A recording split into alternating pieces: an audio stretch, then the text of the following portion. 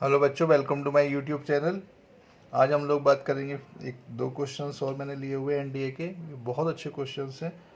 Approach को समझें, focus करें कि किस तरीके के क्वेश्चन एनडीए में आते हैं। मेरा मोटिव सिर्फ इतना है कि आप लोग ये समझें कि क्वेश्चन किस तरीके से आते हैं एनडीए में और उनको करने की अप्रोच क्या होती है। आप ज़बरदस्ती में कुछ भी करने लगे अनाम जनाम तो आप कभी भी 120 क्वेश्चन तो छोड़ें, आप 50 भी अटैम्प्ट नहीं कर पाएंगे। और कम से कम मिनिमम आप समझ के रखें 50 to 60 70 क्वेश्चंस आपको मिनिमम अटैम्प्ट करने पड़ेंगे, वो भी करेक्ट, तब जाके आप इजीली सिलेक्शन ले पाएंगे। तो समझिए जरा, यहाँ पर क्या कह रहा है कि if X Y and Z are the cube roots of unity. कभी भी X Y Z are the cube roots of unity की कभी बात हो तो तुरंत मेरे दिमाग में तीन ही चीज़ आनी चाहिए, 1 ओमेगा एंड ओमेगा स्क्वायर। अब यहाँ पे वो कह रहा है कि ये एक्स वाई जेड है, तो मैंने कहा एक को एक्स मान लें, एक को वाई मान लें और एक को जेड मान लें। तो ये 1 ओमेगा ओमेगा स्क्वायर तो फिक्स हो गई value. X Y Z are the cube roots of unity, then what is the value of X Y Y Z Z X. तो बहुत ही सिंपल क्वेश्चन हो गया। एक्स की वैल्यू 1 है, वाई की वैल्यू ओमेगा है, वाई की वैल्यू ओमेगा है, जेड की वैल्यू ओमेगा स्क्वायर है, जेड की वैल्यू ओमेगा स्क्वायर है, एक्स की वैल्यू 1 है।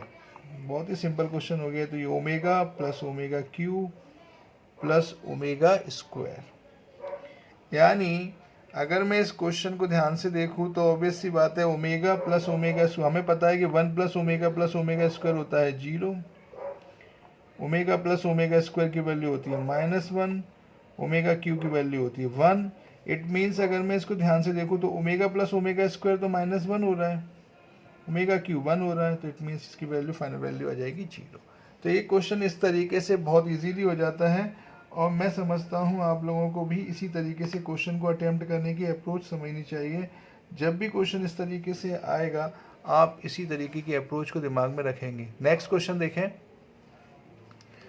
यहाँ पर दिया हुआ है कि अगर मैंने एक चीज़ दिमाग में रखें कि अगर log x to the base a equals to अगर कभी भी y दिया है तो सबसे पहले अगर मैं लॉग को हटाना चाहता हूँ तो इसको बोलते हैं एंटी लॉग। तो एंटी लॉग का मतलब होता है x इक्वल्स टू ये हो जाता है a to the power y, this is called antilog. तो ये बेसिक टर्म यहाँ पे जो हमें कंपलसरी है, यहाँ पर देखें, यहाँ पर मुझे दिख रहा है कि a c e to the power 1/p मुझे निकालना है। तो सबसे पहले क्या करेंगे, मैंने पहली चीज़ को देखा, पहला मैंने देखा log of a to the base b। मेरे दिमाग में तुरंत आना चाहिए कि यहाँ कहीं भी लॉग की तो बात हो ही नहीं रही, तो लॉग तो हटाना ही पड़ेगा। तो पहले मैंने इसमें यही काम किया, एंटी लॉग लिया। तो ये एंटी लॉग लेते ही ये क्या बन जाएगा, a is equals to b to the power p। दूसरा दिया हुआ है log of c to the base d equals to 2p। लॉग हटाया, देन ये बन जाएगा c equals to d to the power 2p। मेरे पास ये दो वैल्यूज़ तो आ चुकी हैं। मैंने तीसरी वैल्यू की फिर से वही बात की, तो मैंने फिर से वही किया कि फिर से एंटी लॉग लिया। तो एंटी लॉग अगर मैं लूँगा तो ये बन जाएगा log of e to the base f equals to 3p। This implies log हटाया तो ये बन जाएगा e equals to f to the power 3p। ये मेरे पास तीन वैल्यूज़ आ गई, तुरंत मेरे दिमाग में आ गई ये चीज़। अगर मेरे दिमाग में आ गई तो ये क्वेश्चन खत्म। अब तो ये देखें क्या बना है, ACE to the whole power 1/p। अगर मैं यहाँ पर ये वैल्यू पुट कर देता हूँ तो ये मेरी a की वैल्यू कितनी है, b to the power p। c की वैल्यू कितनी है, d to the power 2p।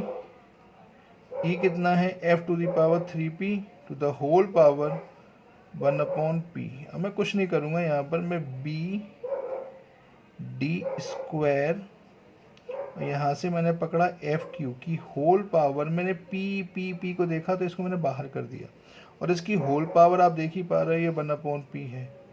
हमें पता है कि अगर कभी भी पावर्स हो तो पावर्स का आपस में मल्टीप्लाई हो जाता है, तो ये पावर्स आपस में कट जाएंगी, यानी मेरा फाइनल आंसर आ जाएगा B D square F Q. ये मेरा फाइनल आंसर बन गया। तो ऑब्वियस सी बात है कि एक तो मेरा आया आंसर 0 जो कि यहाँ पर दिया हुआ था, इसका आंसर तो बना था 0, यानी ये बन गया मेरा ए आंसर। और यहाँ पर जो क्वेश्चन है इसका आंसर बना है मेरा B D square F Q, मतलब A answer is the correct answer. तो ये इस तरीके के क्वेश्चन में आपकी ये अप्रोच दिमाग में होनी चाहिए। आई होप ये समझ में आया होगा।